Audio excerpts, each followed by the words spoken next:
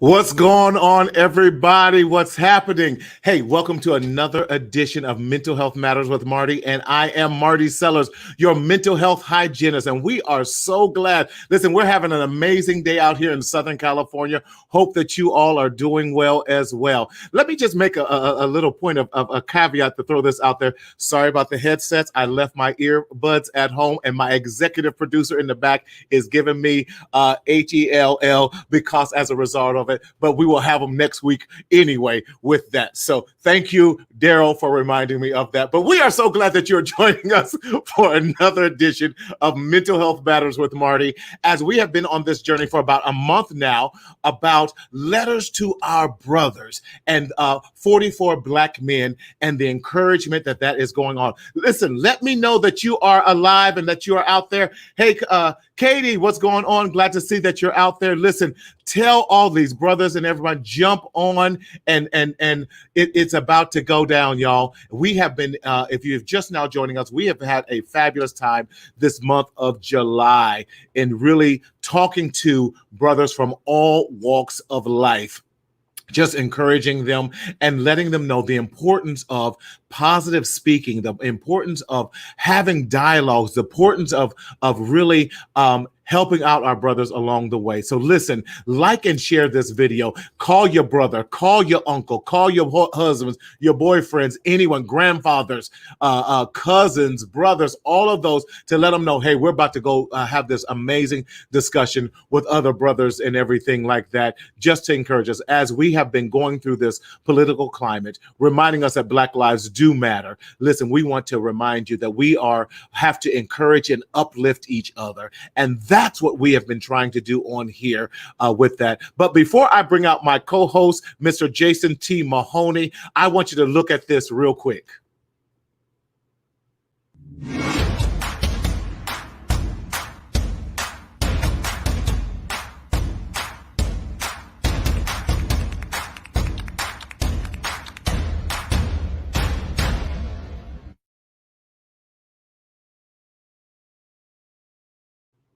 Yes, you've seen it. You've seen it. If you don't have that book, you need to order that book. You need to order several copies of that book. Give it to every man that you know, as we're talking about letters to our brothers. And without any further ado, want to bring on my co-host, Mr. Jason T. the Motivator, aka Mafia. The Mafia of letters to our brothers. Okay. Yes. James, what's happening? What's going on with you out there? James Tracy out there. Yes, man. We just trying to do it. I hope you're doing well out there, James, and everything. Jason, talk to us, aka Mafia. JT. Well, you know, things are going good out here in the big, gigantic city, the capital of North Carolina, Raleigh. Things are going quite fine. But, you know, they're not as fine as out there in California. You know, you sitting in a nice office with the palm trees and the beach behind you, just living the best life. Hey, that's what we try to do, man. We're going to get there one day. We're going to get there one day to sit in the my mantra, speak up, speak out, and live. We got to live our best life while we can. Your best life. So listen, I'm trying. I'm gonna plant some palm trees behind me so I can feel it. You know, I'm living my best life. Come on. Yes, Mary, good to see you. Thank you for joining us this week. Yes. So we made it another week. We made it another week. How's your week been, man? It's a good week. I would say what my grandmother would say. My great grandmother, she was still living. She would say, "It's another week that the Lord has kept me." Yes, just another. Don't make us say we ain't got time to sing that. Yes, He's kept me. From danger, seen and unseen. On the highways and the byways. Yes, we ain't having church up here. We ain't gonna have church. We ain't gonna have church in here yet. You know, don't get it twisted. We do have a little church out here in Cali. There you go. You know, we're in the Bible, man. You just say Jesus and we go in. Right. We praying y'all strengthen the Lord in these last and evil days. Amen.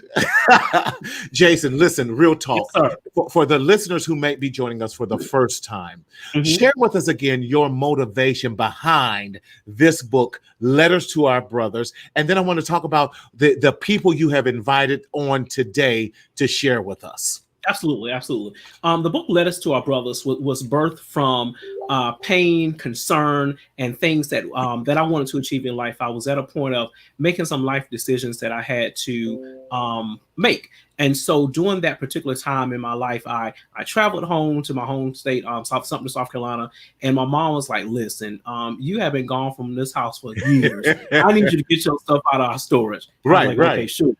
And so went to the storage bin or what have you, and I just began to go through some things. And I looked at a letter that my childhood pastor had wrote me when I was a child, and so I never opened the letter. And this letter was close to 20 years old, and I never opened it.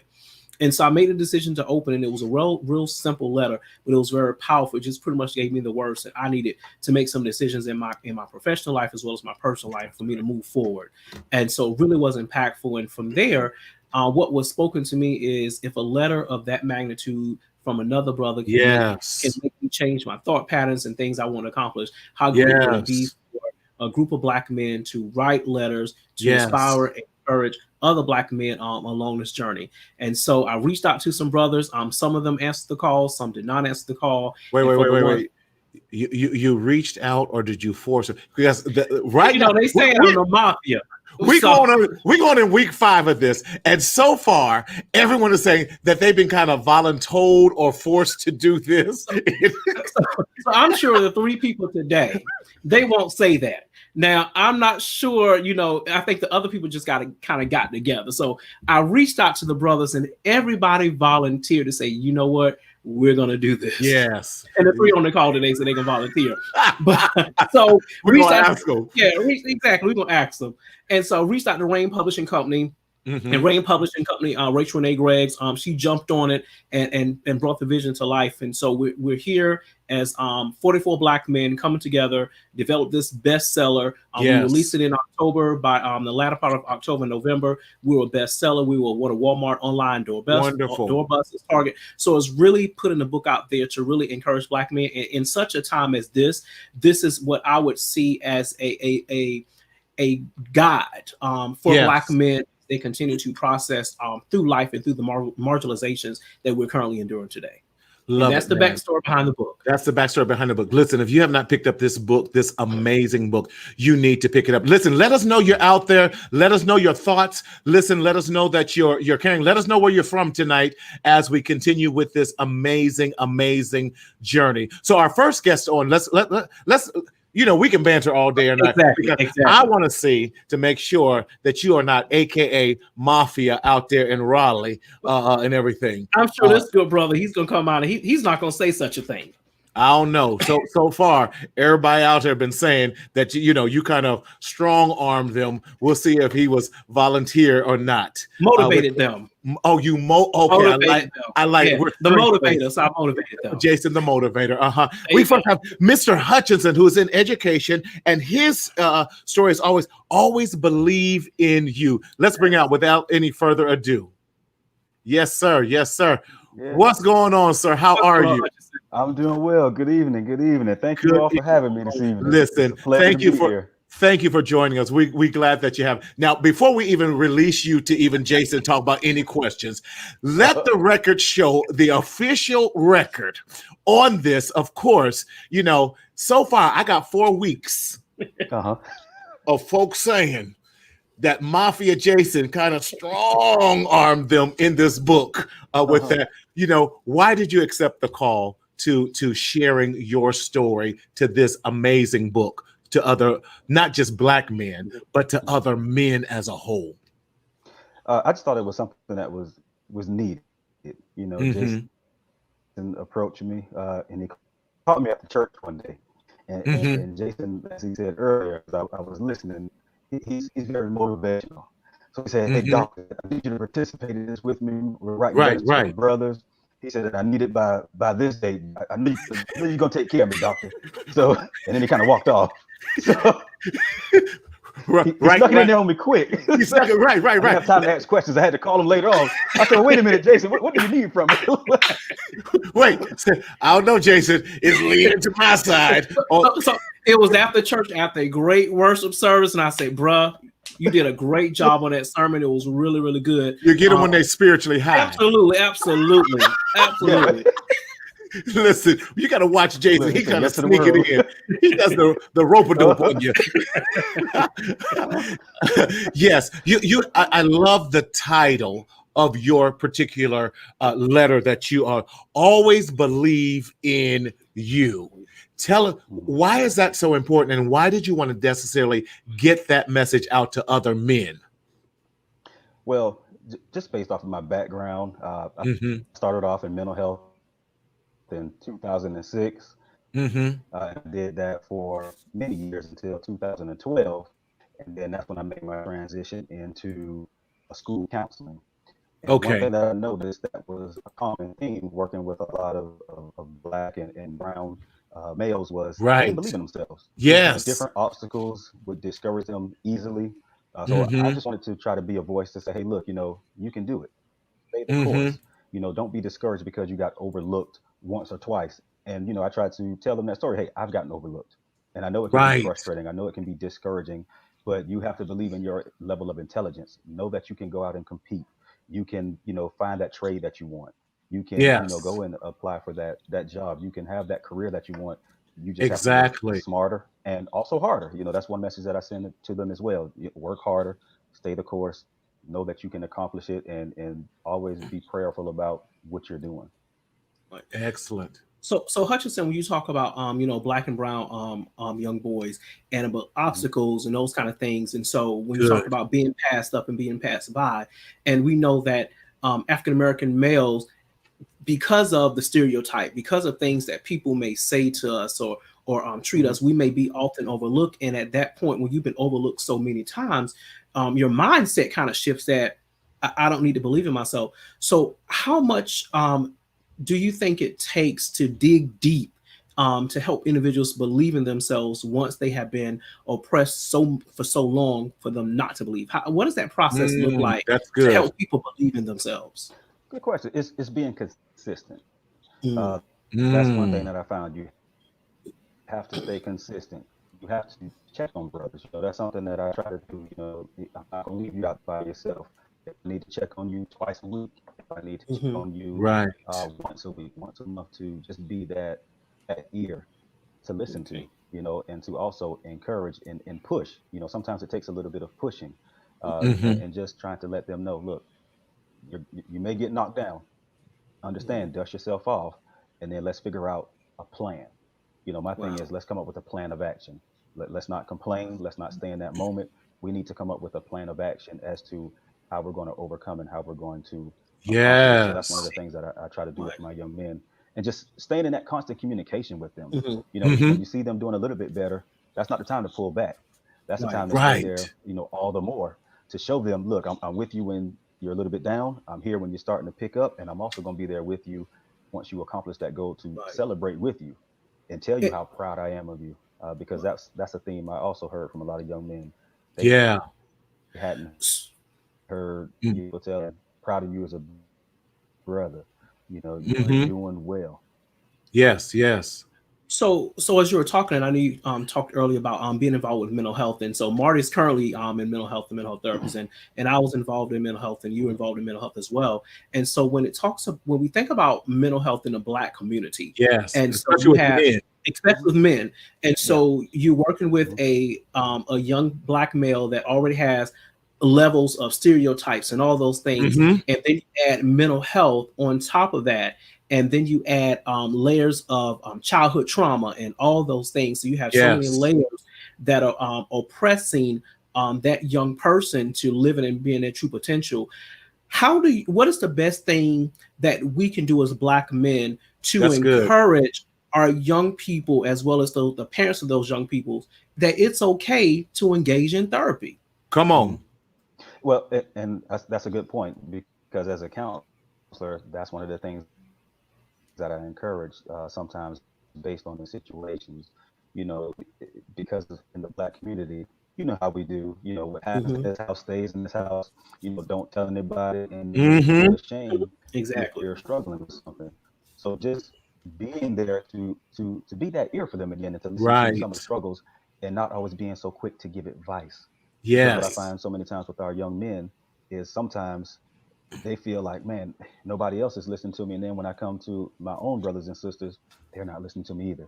They're too busy trying to beat me down and tell me what I should Absolutely. be doing versus listening to my story.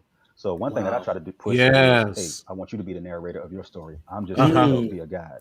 I'm here to I'm ask gonna you write these that down. That questions was good. that I pick up on. If I pick up on something, I'm going to ask you about it. I'm going to challenge you to think further into it. But one thing I tell the young men is, I'm never going to tell you what to do. I I will love ask it you, can because I you're make a suggestion?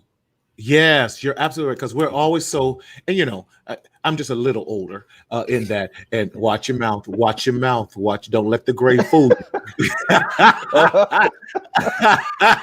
We all guilty of it sometimes. Yeah. Listen, but what happens is we're so quick to give advice, we're so quick to criticize, we're so quick to judge instead of listen to the totality Exactly. of the story. And you said something that was very critical too earlier, that you said even and then being consistent. Come on, consistency with that, because a lot of us suffer with abandonment issues, or broken promises time after time. So we then have trouble trusting others because you're like, okay, you're just like everybody else. Are you going to abandon me? Are you going to just give up on me? Are you going to judge me? Are you not going to listen to me with that? And I love that you're saying all those things because those are key, especially with our young adult and our teenage young men and our young adult young men, because they're at that impressionable age with that. Yeah. Speak to that some more about how you were able to help shape that. And really, when you're now telling them, like your title says, always believe in you. Well, and part of it too is in school, I challenge them sometimes because I see their potential. Yes. So I'll say, hey, why don't you take this higher level class? And then even going back and being an advocate, I'm big in Right. advocacy for our Black brothers and Latino brothers as well, because one thing that I was noticing was, hey, some of our Black men are making some of the same scores as their Caucasian counterparts, but Right. they're not being recommended for some of those That's same it. honors AP classes. So Yes. those are some of the things that I'm Yes. advocating for now in the school system. Don't overlook them because they scored the same and some have scored higher, but we're not recommending them at the same rates. Right. That's an issue that I saw, Mhm. and that's something that I want to help bring change in, because that shows them, that they can achieve as well, and just showing them, hey, somebody is fighting for me as well. Somebody is being a voice with me and not Yes. for me. And that's something Yes. that I try to push too. I'm not going to be a voice for you, but I'm going to be a voice with you. We're going to, fight this battle together. Yes. And I That's told them, it. That I'm going to follow your lead. love that. So you touched on earlier about your own experience of being overlooked sometimes and left behind. And so when you wrote the piece of always believing in yourself, what was that experience like for you to travel to that journey to believe in yourself, to believe in the man in the mirror? Well, my journey was, I'll go back to my own high school experience. And I'm glad I had a father in the home with me that helped push me, but I also had other men around me that Yes. were, you know, Mm-hmm. as a graduate of high school, approached me because science was always my uh, area Mm-hmm. of trouble in school. Do like Right. science world. And I tell the kids this when I talk to them. I'm like, you're looking at somebody now who has a master's degree, but guess what? I failed physical science when I was in high school and had to go Yeah. to summer school. I say, and my teacher, who was a Caucasian female, Right. told me, Right. "Oh, you can make it easier on yourself." So one thing Mm-hmm. I tell them is, when somebody comes at you, don't let it, bust your bubble. Right. But Right. you have to dig deep within. Mm-hmm. Use that as your motivation, not to go back and That's good. be That's braggadocious about, hey, you told me this. No, go back and brag. Let your actions do your talking for you. right. Love it. But Absolutely. use it as motivation. Use it to study harder, figure out a way to, strive to make that accomplishment. And it doesn't mean that you're going to necessarily get an A in that particular Mm-hmm. class. Your Yes. best may Love it. be a C, but as long as you worked hard. Right. Yeah, that's good. Let's put up that comment by Mary Comment, once right. again. Yeah. Yeah, Mary talks about how it's hard to trust again when you've been hurt like that. I'm definitely saying in the classroom when Mm-hmm. when others and those supposed to be leaders who are supposed to encourage you now put you down in that. And I love that you talk about how it says forgive but won't forget. With that. Yeah, Mary, thank you for that comment. And I appreciate your talking through your perseverance through that. And we all have failed. I mean, hell, I failed a class in college, had to retake it and everything. Like, oops, with that. I failed the whole grade. Well, hey. An entire grade. And there was an F in every class. But that's where we have to let people know, especially our young people. Listen, they don't ask you how long it took you to get something or how long it took you to move ahead. They only want to, do you have your degree? Do you have your math? Can you prove it? Amen. It doesn't matter how long. Listen, the race is not given to the swift or the strong, but to endure. Come on, don't. I'm sorry. I'm starting to preach now. I'm sorry. Now, Simeon is a minister, so yeah. I thought Simeon raised up. Yeah, he got to raise up and pull out the Bible. Jason told me I'm about to sit up. The voice about to change on you. Yeah. I was going to tag. We're going to pass the baton, brother. In that, listen, Simeon, thank you for sharing such a powerful story about how to always believe in yourself. And we as men, a lot of times, struggle with that whole concept. And I love the positive reinforcement that you're also sharing, that we have to stop judging again, like you were saying, and listen to each other's stories and be supportive in that. Man, I love it. I love what he said when you said, let yourself be the narrator of your story. That's good. Someone will try to write it and narrate it, but you need to write your own story and be the narrator for your story. So That's I love what he said. Yes. Definitely. Brother Simeon, listen, thank you so much. We're going to put you back in the green room real quick, bring you back at the very end so we can just have some more roasted Jason in that. I'm sorry, the motivator as he's strong.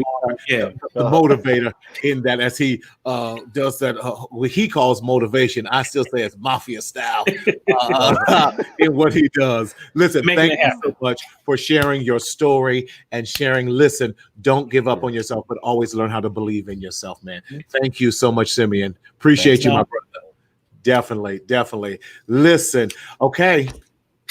Love so this man. So he said I motivated and encouraged him because he believes in himself. So we were able to motivate and encourage on that. So it was all good. Yes, thank God that he had his own depth and belief in himself. Absolutely. That he didn't have to be, I'm glad you don't have on your ring today. No, I have to find one. I have to find one, and then I'm going to snap a picture and send it to everybody. No. They already told you they're not kissing the ring, so don't even try it. Wonderful. Let's put up this next point that Mary makes out with here. We appreciate the talking about motivation is my superpower. That's right. Motivation is such a superpower, and I'm so glad that brother Simeon is using that as his superpower to help other people as well. And that's what it's all about. Okay, so our next guest that we're bringing up is brother Jamar. I'm sorry, I'm going to call Jamar Snow. Tell us about this brother right before he comes up on here. So this brother and I actually graduated high school together, and we were actually in the drama club together, and we did a lot of drama presentations. So we won a lot of awards and everything. We were in the drama club together, so we won a lot of awards in high school. The brother's got it going on. Only one strike against him, but I'll forgive him. He went to school and pledged that purple and gold, but we still boys, so it's all good. We're not even talking about all your Kappa stuff today. Got to rub it in his face though. Okay. We love it. Listen, without any further ado, y'all, welcome to the stage, if you will, brother Jamar Snow. Glad to have you. How are you, my brother? I'm good. Glad to be here. And I want to thank Jason and thank you, Mr. Marty, for having me on. And Jason, as I always tell you, right year, Roma. Good year. It was a good year. It was a good year. So can you help us settle this debate? Mr. Marty, unfortunately, I'm probably not going to be on your team. I got to be honest and keep it 100. I appreciate you though. I was actually out of town for work, so I was sitting in the hotel room with nothing going on. I think I got a Facebook message on Messenger which I don't know why, has my phone number, has my email, has my address, but he decided to hit me up. Because they said y'all been boys since high school. High school. No, sir. Middle school. Grade. Yeah, 6th grade. High heels. Tell the truth and shame the devil. Yeah, high heels. We went in drama in high school. Okay. Yeah. Okay. Now, see, Jason has so much going on. He's forgot. We actually did our first competition when he spanked my behind at Ebenezer in the cafeteria when it was at. Because we had a rainstorm that day. Yeah, I remember that. Yeah, and we competed in Mafia. I can't remember did we compete in. Rita's. It wasn't Rita's Theater. We did. Pros. Yeah. Mm-hmm. Wow. So let's go here. You are a contributor to this amazing book and everything. And your title was Built with Humility. Yes, sir. Tell us your story about that and what message you want to give out to the readers of this. Okay, Mr. Marty, I'm going to rewind a little bit because I never finished the question. So Jason sent me the message, and as I said, I was sitting in the hotel room not doing anything. So I typed up something, I think within 30 minutes, if I'm not mistaken, and I sent it back to Jason, and I said, "Is this good?" He was like, "Thank you. That was exactly what I needed." Wow. Yeah. Wow. So you just went right to it then and everything, and you knocked yours out within 30 minutes. So that meant that it was definitely deep already in your heart. Yes, sir. It was already deep in my heart, and I'm going to give Mr. Mahoney a little more credit. He might not remember this. In 11th grade, I was signed up to do oral interpretation of prose, but I only had a poetry. Matter of fact, it was Langston Hughes' Freedom Train, and I didn't have anything ready. And on that day, he said, "Jamar, you always be prepared. I always got one in my back pocket." So with that being said, from that day forward, I've always been prepared. And I don't know whether he remembers that or not. Wow. We both saying wow to saying wow. That's amazing. So that gives me a little bit more insight on the motivator. Absolutely. He always has something in his back pocket that he was yes. So tell us your story about this and your contribution to the book. Yes, sir. First and foremost, I was very, very honored to be a part of the book. And 44 is a very, very powerful number. I was a quad when I was online, so I was a 4, so he just doubled up that number. He didn't know he was dedicating that to me. In addition to that, just what President Barack Obama did, being the 44th president of the United States, is just very, very powerful. But build with humility. I think we all feel that we're young and indestructible. And I had a very, very good friend, probably my best friend. He's been a friend of mine since childhood, since we were 3 years old. And he was working with me at the time. And I was sitting in the kitchen at my grandparents' house with just my aunts and my cousins and everything. And I just kept saying, "Yes, man works for me, man works for me, man works for me." And my grandfather didn't say a lot, but he pulled me I came back by the house about 3 weeks later, and it was just him there. And he said, Lamar, he calls me Lamar. He said, "It takes a lifetime to climb a mountain, but it only takes one false step for you to fall all the way back down." Wow. You don't tell us that you're a manager. We know you're a manager, but what I'm going to tell you is this: no one works for you; they work with you. I was just graduating from college in 2005. When he had that conversation, and since then I have not said anyone works for me, and here it is, 2020. Wow, that's a powerful statement. Wow. It takes a lifetime. Say that one more time so we get it, so make sure everyone gets that.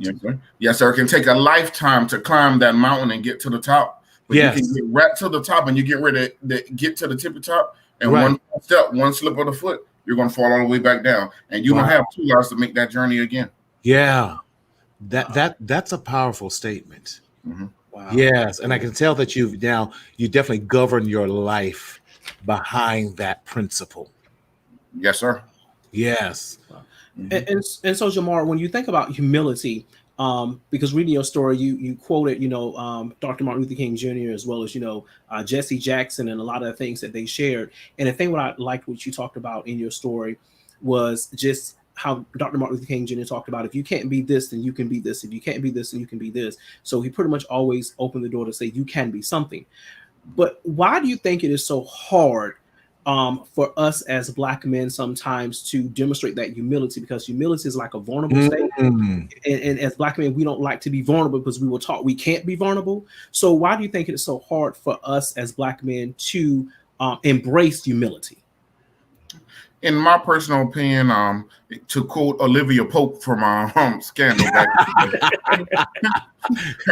her dad, Command, always told her, what did I always tell you? You got to work twice as hard. So I think we spend our time trying to work twice as hard. We end up losing that fact of humility because we're trying so hard to be understood. We're trying so hard to be noticed. We're trying so hard to get that promotion that we know we deserve, that someone else is of the same color, of the same creed, because they know someone. So it's hard to embrace that humility when you're fighting so hard to make it to the top, and you keep having obstacles get to you. So when I finally get there, I want to stick my chest out a little bit. You know?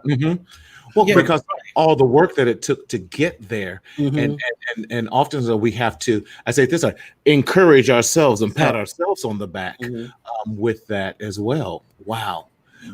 How do you feel that in the climate that we're in now, especially with Black Lives Matter and this movement, and we're dealing with so much social and cultural unrest that's going on, what is your message today to we as Black men and our culture and even this world through yours built with humility? I'm going to quote one of the quotes what I said in the book, and this is a Dr. King quote, and I'm going to bring it all back in after I quote it. If you can't be a pine at the top of the hill, be a shrub in the valley, be the best little shrub, be a bush if you can't be a tree. If you can't be a highway, just be a trail. If you can't be the sun, be a star, because it is not by size that we win or we fail. Be the best at whatever you are. So as Black men and as Black people, we all have a place in this world. We all have a spot in this world. We need to make sure that we're not being crabs in a barrel. Right. Exactly. So my place right now was to be a part of this incredible feat that Jason Mahoney came up with. It was probably some of those people that did not respond to his call, and I don't know anyone else, so don't try to make it that I'm trying to talk about anyone that's saying, I'm not going to do this for him because I'm going to do it myself. You know what? Sometimes you got to play the support. Sometimes you got to play the captain, because at the end of the day, it takes all of us to make the ship go forward. Absolutely. So Black lives has to matter in our community. Black lives have to matter in our household. Black lives have to matter in our churches. You're preaching now. It matter when I get cut off at the light. Yes. In traffic. But Jamar, you're speaking real good, because I was actually going to go directly to what you were talking about in the quote with MLK. And so you talked about this, the pine top, you talked about the shrub, and you talked about all these different attributes of what that person could do. But then you brought it to life about all Black lives matter. And so when we look at the socioeconomic statuses, and the reason that this book is so unique, because all the 44 Black men have so many different backgrounds. But what I wanted people to understand was, at the end of the day, when your pigmentation is this and you're a Black man, you will face marginalizations. So why do you think it is so hard for us to value our differences and separate ourselves? So when you talked about the Black male that may be the person that's picking up the trash, the Black man that may be the CEO, the Black man that may be the janitor, the Black man that may be at this particular level in life, why is it so hard sometimes for us to embrace humility and work together? I think it kind of goes back to culture. One of the first things you do when you're staying on a dirt road in Claremont, South Carolina, like where I'm from, is we get in the middle of the road and we take off running.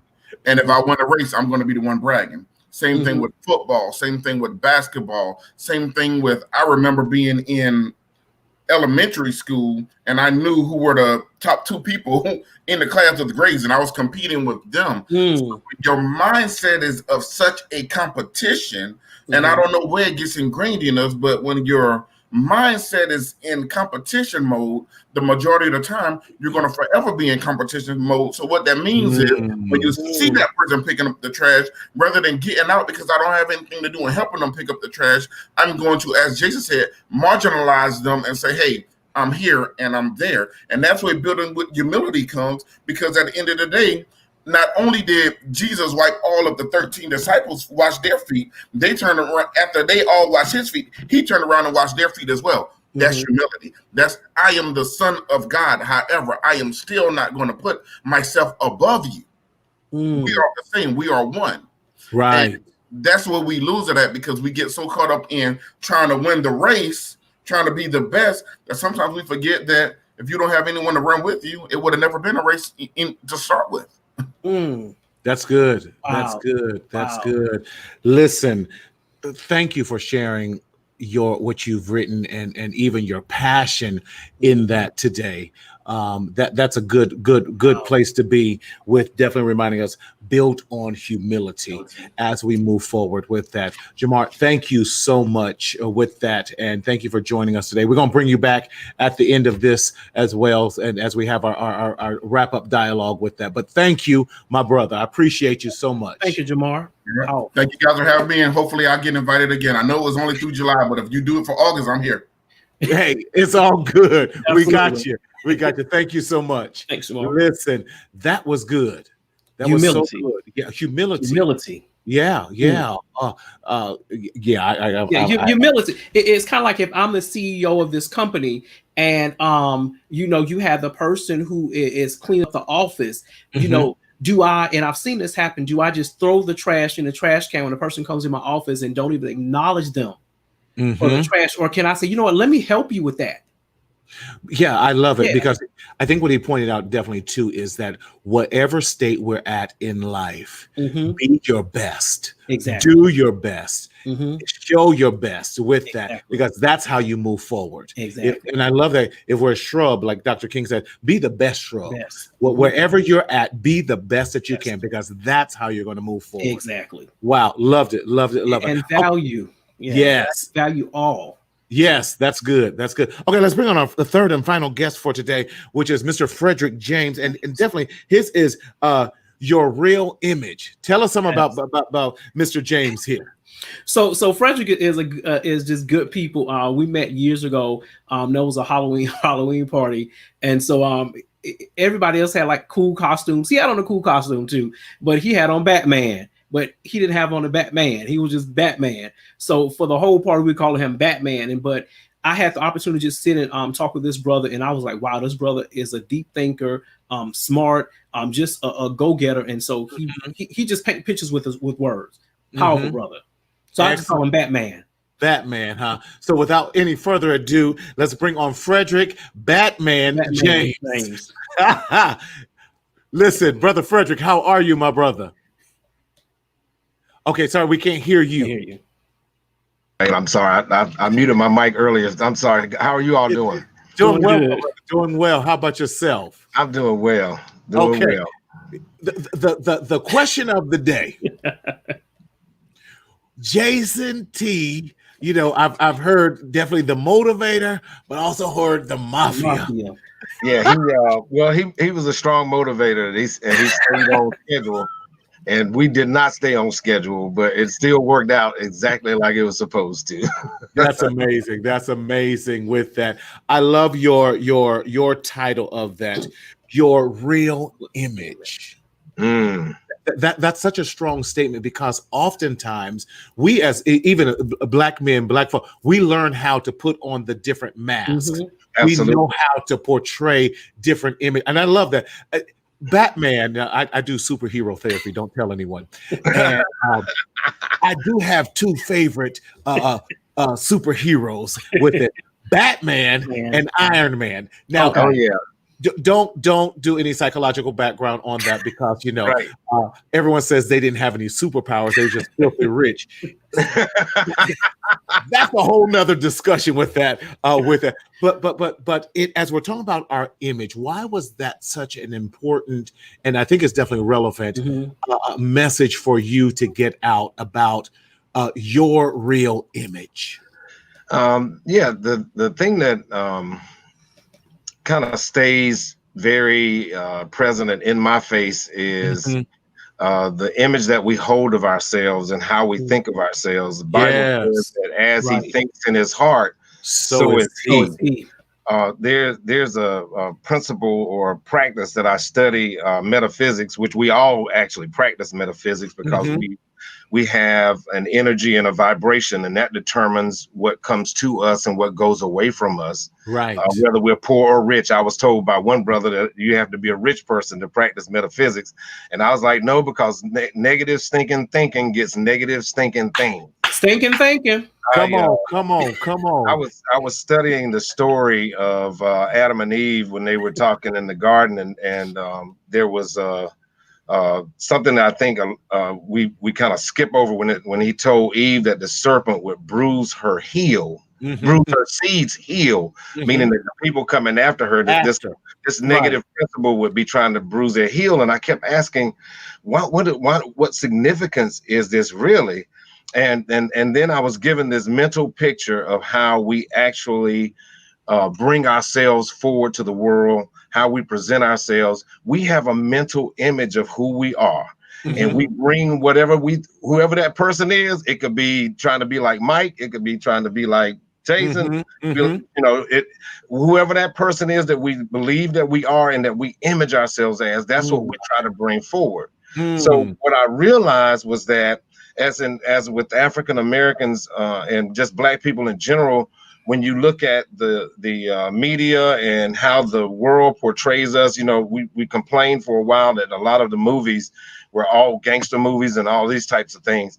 And we were always the bad guy. Black man always got killed first. Right. So that type of imagery affected the way we saw ourselves and the way we see ourselves. And they worked really hard at that during slavery, and even up to now, subtly, there's still those symbols and those signs that feed into our imagery and how we feel about ourselves. Right. So what I saw in that text in the Bible was that the serpent was really the one that would bruise the heel of the person that we thought we were mentally.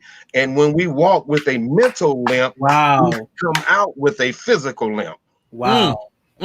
You're talking. You're talking. See, you then jumped on the bandwagon. What Brother Simeon was saying earlier too, with that. And that is so important. That we have the proper image of ourselves. Yes, right, absolutely.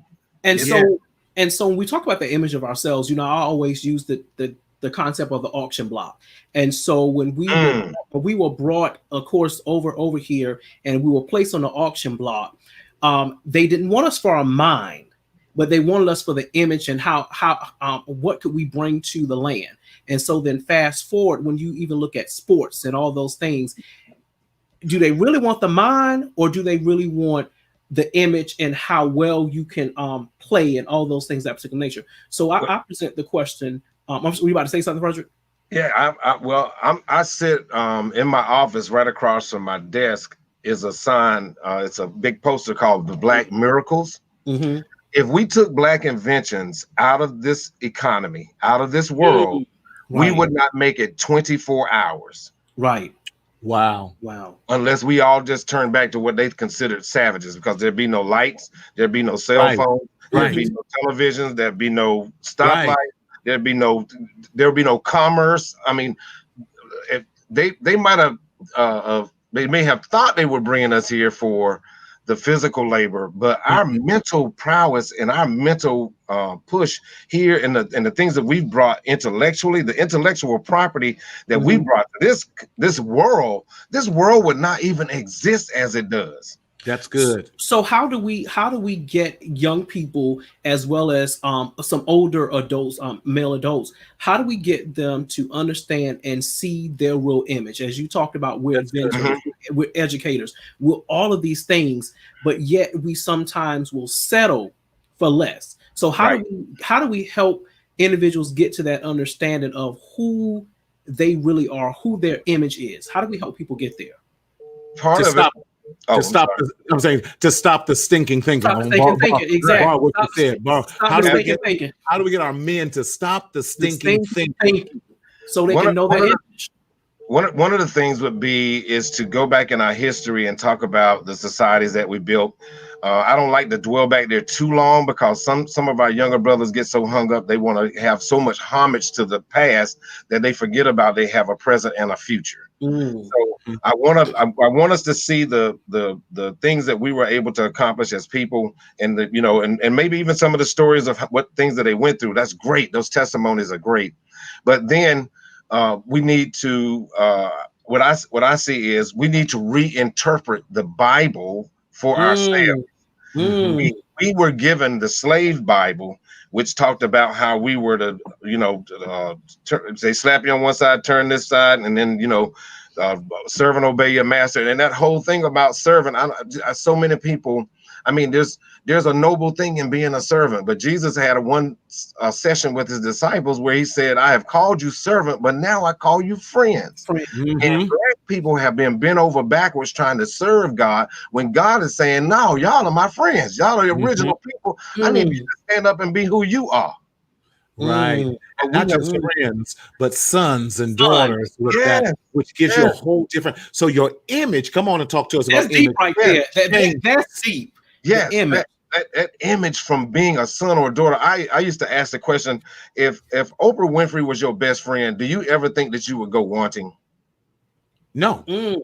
I mean, not anything that you could get physically. Maybe there may be some spiritual things that you'd have to accomplish on your own. But physically, you would be well taken care of. Well, a lot of our mental issues come from come from physical deprivation. The things that we don't get or we think we can't. So we go after each other because that came out of slavery. They made us fight each other for stuff, and this one is gonna get this job, and I hope and they call us crabs in a barrel. I'm like, Dick Gregory, who put the barrel up there?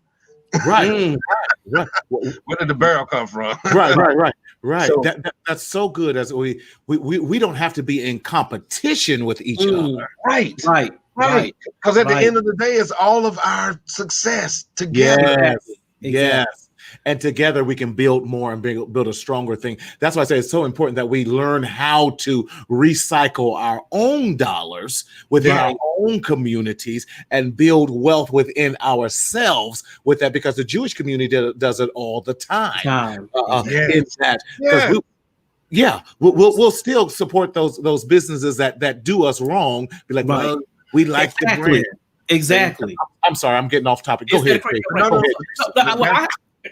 Well, I have a question in regards to your real image.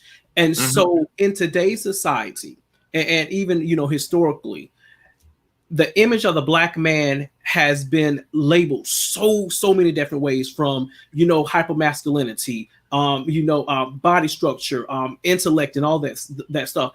I want to ask this question to you, and it's going to be a loaded question. I'm going to push the envelope. Come on.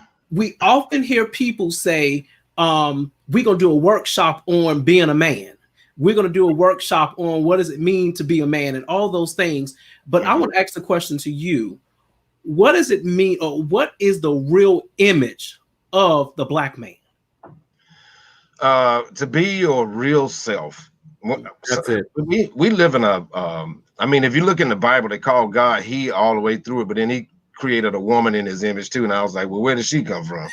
So when I used to speak in my church, I would call God she sometimes, just to make people think about it. So when the real image of a man or a Black man, it doesn't matter, as a man, we're all manifestations of the same essence. You always say there's only one God. If there's one God, we're just different aspects. So every person that you see is you. That's just a different aspect of yourself. Wow. So to be a real man is just to be yourself. That's it. Go in and allow because we all have a purpose. We all have creative juices. We have creative abilities and talents. And sometimes it never gets nurtured because we spend so much time trying to fit mindsets and paradigms and all of these things of how we should be. And if a man is feminine, he's that's against the Bible. If a woman is masculine, and I was like, from my observations in life, the woman that was masculine was just as good, or whatever we want to call it, how we want to categorize it. What's wrong with a masculine woman? If she came up around a bunch of guys, then that's who she is. Right. Right. You know, and one of the concepts that I definitely push when I'm doing therapy with that really is this mantra, if you will, that to know that I am enough. I am enough because I'm already a man. I'm enough because I'm a human being. I'm enough because I live and breathe and can walk. I'm enough because I'm a father. I'm enough because I can maintain a job. I'm enough because I'm still looking for a job. Just saying that, reminding yourself, because I am enough, come on, I can be in my real image. Reinforcement. I love it. And even when you go further with that, that declaration and all those things, but I think about the layers that it takes for somebody to get there. Because when we talk about when a child is born, when a male child is born, as soon as he begins to see, walk, smell, and all those things, everybody's pouring into him what his image is. When he go to school, he has to be this image at school. When he goes home, he's this image at home. When he's at church, so you have this young male child who is trying to fit up in all of these images, but never really define who his real image is because of all those labels that has been placed on him. And so it's the idea of what you said, allow individuals to define what their image is. So good point. Good, Frederick, you deep, man. We have to bring you back because this is good. I love it. This is my kind of stuff right here. Yes, sir. Yes, sir. Thank you so much for joining today. Listen, we're gonna bring everyone back up on the show with us. Let's bring on Brother Jamar. Come on, and Brother Simeon. Yes, sir. Yes, sir. Listen, gentlemen, this has been a powerful discussion on tonight, and I love it because tonight everyone strengthened the next person as we went on. You guys were all in sync with that and everything. So, Brother Simeon, talk to us again as we're getting ready to take off and everything like this. Listen, you heard these two brothers right here as well. How does now we all work in this thing together? And how is all of our messages really linked up? And what did these messages mean to you? I know I threw out a bunch of questions to you. I'm sorry. Some can be rhetorical. They all link. It's about support. We all have to realize that as Black men, we have to support each other. That's it. Yes, absolutely. Coming out of Proverbs, realizing that death in life really is in the power of the tongue.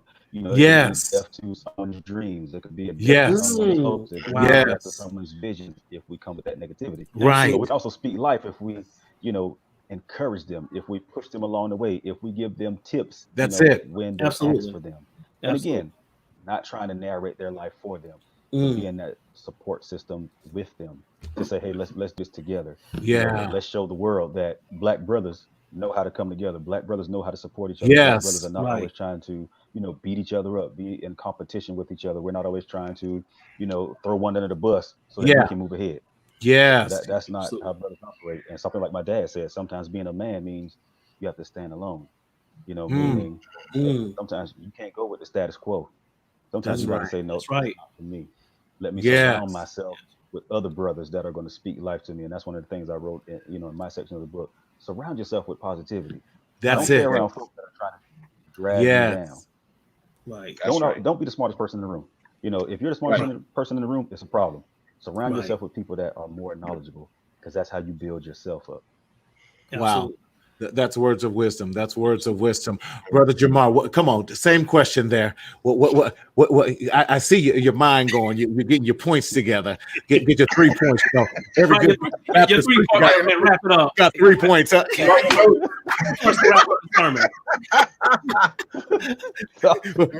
Look, do I need to pass the offering plate afterwards?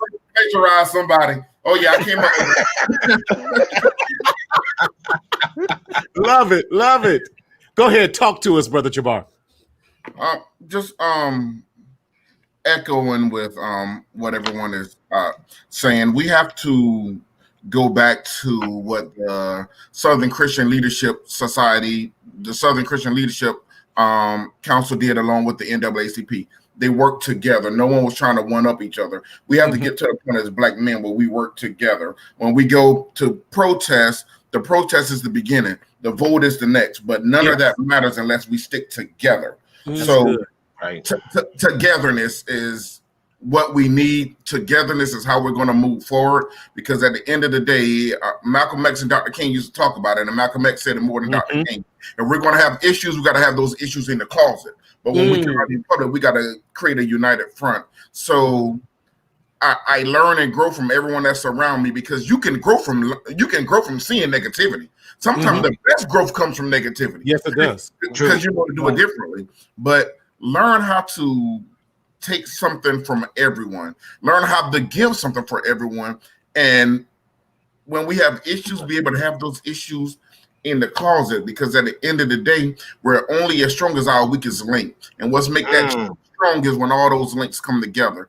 So I'm very, very happy. I'm very, very blessed to be a part of these links of 44. And though I don't like the number 44 for obvious reasons, I'm gonna say 45, Mr. Marty, because you're in that link with us now. And I love it. The more links we get, the stronger we're gonna get. And guess what chains do? Chains tow. So guess what? As we get stronger, we can tow everyone else along with us. So as black men, we can continue to push forward. You good? Oh, that's a summon right there.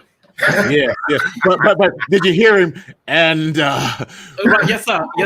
We have to come together. And yes, sir. I heard you tuning up. Yeah, I just need an organ. I love it. See, even Sister Kimberly was talking about, yes, work together, stick together. Together, that's it. Now, Pastor James, we ain't leaving you out of this in here. Do I need to put you in B flat or A flat? Depending on how hard we want to. I'm gonna say something short and sweet. You brought out a point during Brother Simeon's initial delivery, and you said something about abandonment, and that's something that I think we all have some type of issue with. Maybe not everybody, but a lot of people do. And so, I saw that once we start to unfold our ideas of being abandoned, being left alone, then we can take over our story as a better narrator. As Brother Simeon was saying, we need to narrate our own story and stop letting others tell our stories. And as Brother Jamar was saying, to do the best that you can, and that will form the best image, and then we can be. There's nowhere that we can't go. I'm as Batman. I want to get rid of the Joker. Yes. Come on. But I don't necessarily care to get rid of that one that sits in that house. I want to get rid of this one that sits. That's good. That's good. It affects me, because when he speaks now, a lot of times I'm like, there's no telling what's coming out of his mouth. This is a clown show. This isn't a presidency, but it's affecting a lot of people's lives because they're tuned in. And I said, once we get back to tuning into the earth and tuning into each other, we wouldn't even care that dude was up there. Oh my God. Right. Like non-existence. Yes. Listen, y'all have been so powerful on today. Listen, talk to Simeon. How can people get a hold of you? How can they reach out to you and get a copy of the book if they want a signed copy from you? Just shoot me an email. I can be reached at S.J. Hutchinson, and it's HUTCHINSON83@gmail.com. Okay, so S.J. Hutchinson 83@gmail.com. Yeah. Gotcha. Thank you again for coming on. Absolutely. Man, I love what you were saying. All three of you were so well connected and with that. So, Brother Jamar, how can people get a hold of you and get a signed copy? Same way by email. First name JAMAR.snow82@gmail.com. And 82 was a great year. 82 was a great year. So Jamar.snow82@gmail.com. Yes, sir. We got you. Thank you so much. And Pastor, how can we get a hold of you? By email is wellnesswealth, 9@gmail. That's wellness, WELL, wealth, wellness, WELLNESS, wealth, WEALTH, and 9@gmail.com. Love it. Wellnesswealth9@gmail.com. Yes. Love it. Of course. And Jason T. Mahoney, the motivator, Mafia Man, the pusher, all those good things. The pusher. Yes. Ring bear, whatever that is. How can we always get a hold of you, my brother, and get a signed copy of this book? You can actually visit me on my webpage at jtmahoney.com or visit me at Facebook, Jason T. Mahoney. But I encourage you guys to just like our Facebook page, and you can actually meet some of the other 44 brothers that are part of this whole collaboration. If you want to see some things that we're doing from newspaper articles or what have you, this book is on the move, and I encourage you to buy, to purchase from these brothers, or you can go to Amazon and purchase. But every Black man needs to have a copy of this book, because it's a roadmap. It lets us know that though we have been marginalized, there's no place that we cannot go. If we just link together, we can make things happen. 44 Black men joined forces, and forces mean that we here to overtake. That's a chain. It's a chain. Exactly. It's that chain. So we join forces to make this happen. Absolutely. Listen, my brothers, I cannot thank all of you enough for making this in a very meaty and powerful and as we join this chain link and helping to pull other brothers out of the hole of despair that they have in their mind and changing the stinking thinking so that they know that they live in hope, that they are the image makers, that we are better together and stronger together. Again, y'all, thank you so much for joining us on another edition of Mental Health Matters with Marty, as we've been walking through this amazing book. Please join me on my podcast, Mental Health Matters with Marty, on every type of podcast that is available through Spotify, Apple, Google, Twitter, that we would love for you to join us. And of course, if you're on Apple, we'd love for you to give us a 5-star rating and give us a review. But you can also text I Matter to 31996 to stay abreast of everything that's going to be happening with us. We are so excited. We cannot thank you enough for joining us. And as always, we want you to speak up, speak out, and live. Yes. See you next time. All right. Enjoy your life.